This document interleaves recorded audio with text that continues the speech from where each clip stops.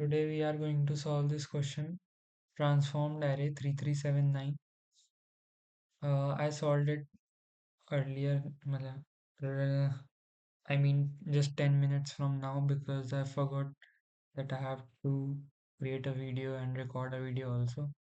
So I'll just quickly go through the question and then go through my code, and then also the code can be cleaned a bit and I'll clean it. Okay, so what the question says is that you are given an integer array nums that represents a circular array. What is a circular array? Circular array is something like if the length of an array is 4, so the valid index in a normal array are 0, 1, 2, 3. But in a circular array, when the index are greater than n minus 1, so it wraps around and again moves to 0.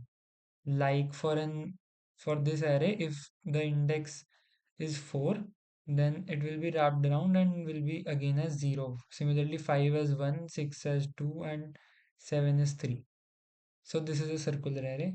So what we have to do, we have to return a new array result of same size which perform these following rules. Now what these rules say that if nums of I is greater than 0, we start at index I and move nums of I steps to the right in the circular array. What it means that if we get here 3, so we move, and 3 is a positive number, so we move 3 steps to the right of this array. So 1, 2, 3, we come at this index. From 0 to third index we come, and then we set the result of I, the result array which we have to return. We return the result of I, that means result of 0, to the value where I land. So it will be 1, as you can see in the output also. Similarly, if nums of I is less than 0, then we have to move similarly left side along the circular array. So if results, so if nums of I is minus 2, so we have to move left side 1 and then 2. So we come at this index and then similarly set the result of I to the value where we land.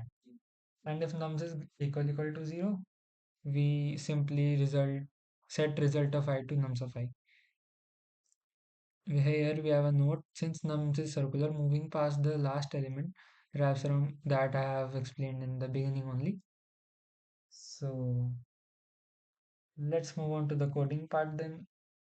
The thought process here is basically that whenever we have a circular array, how can we handle that? So we can handle circular array by a very elegant and very useful mathematical operator which is known as modulus. So what basically is a modulus? Here I'll explain. Modulus is basically it returns and remainder when two numbers are uh, the operands and this is the operator. So I'll show you with an example, it will give more clarity. So if I do 6 modulus 4, it's called mod or modulus. So if I do something like 6 modulus 4, then our output will be 2. Why? Because 4 divide 6 one time and the remainder comes out as 2.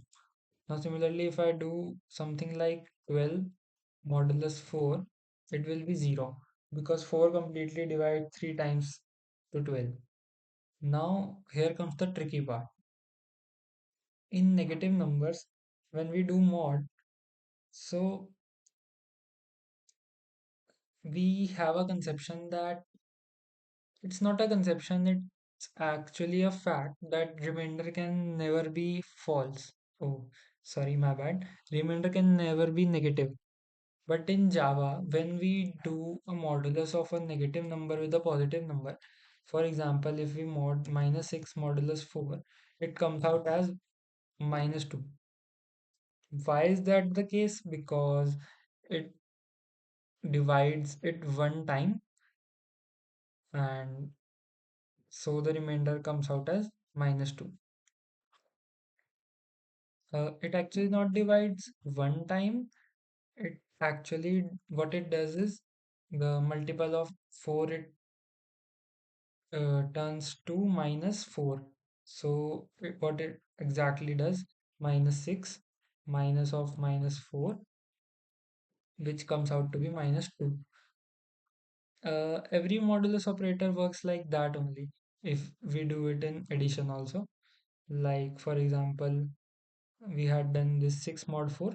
So it was like 6 mod 4, which is equal to 6 minus the highest multiple of 4, which comes out as 2.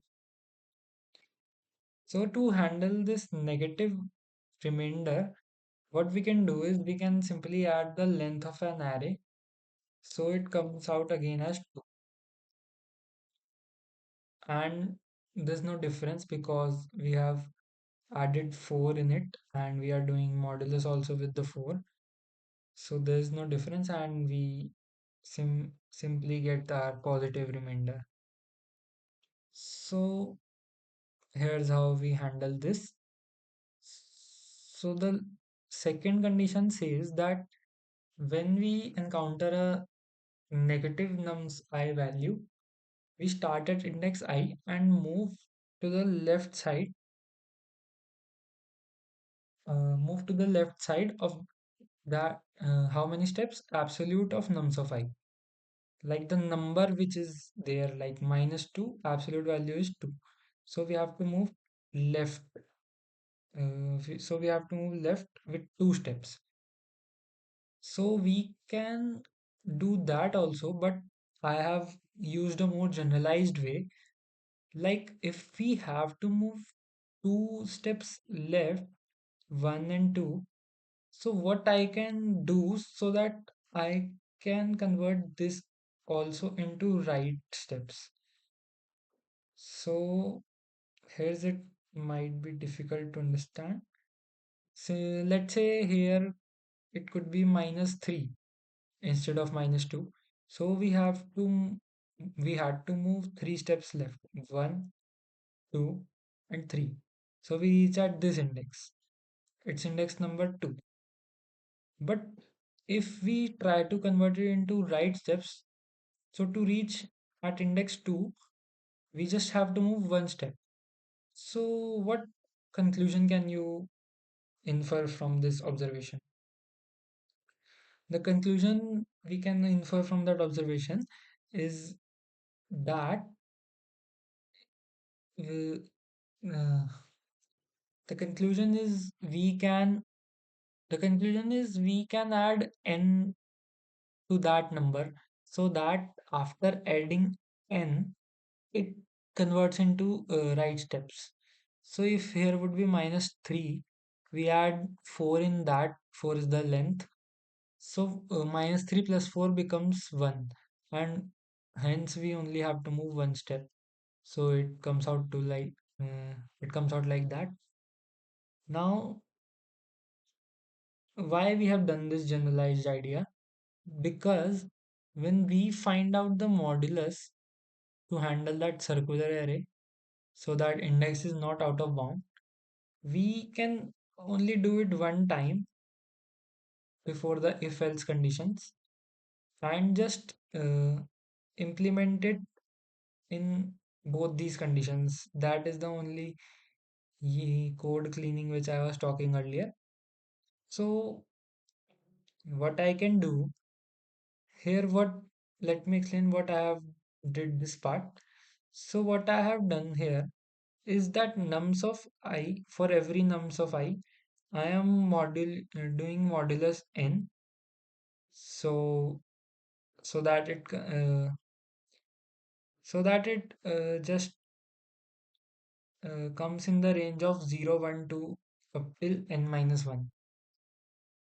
So here in this case the ops will be 0, 1, 2, 3.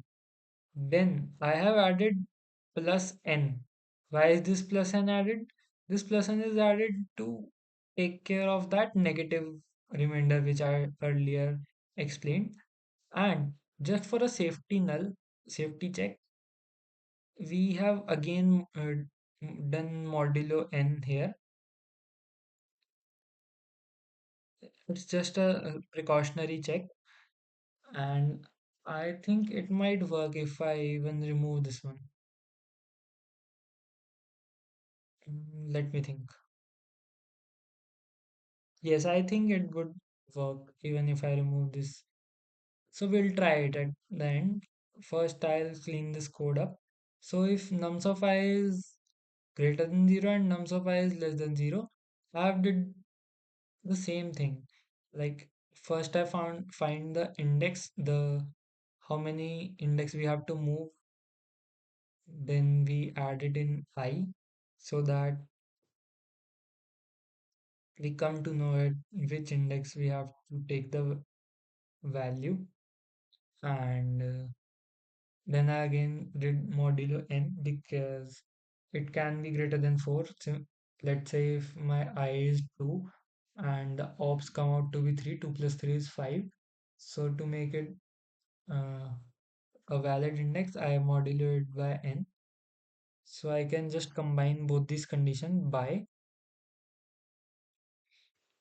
moving this condition. If nums of I equal to 0, then I simply do this part, and all these things will be in else condition, and then we can remove this part and also remove this explanation. So it should work fine now. Yes, it's working. Now let's try that one also. This idea. Not sure, but I think it should work. Yes, it's working.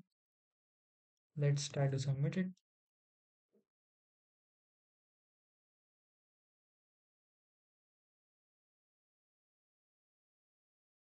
Yes, so it's submitted also. Thank you. That's it from my side today. Keep coding. This was my 400 streak question also. So yeah, that's it. Thank you.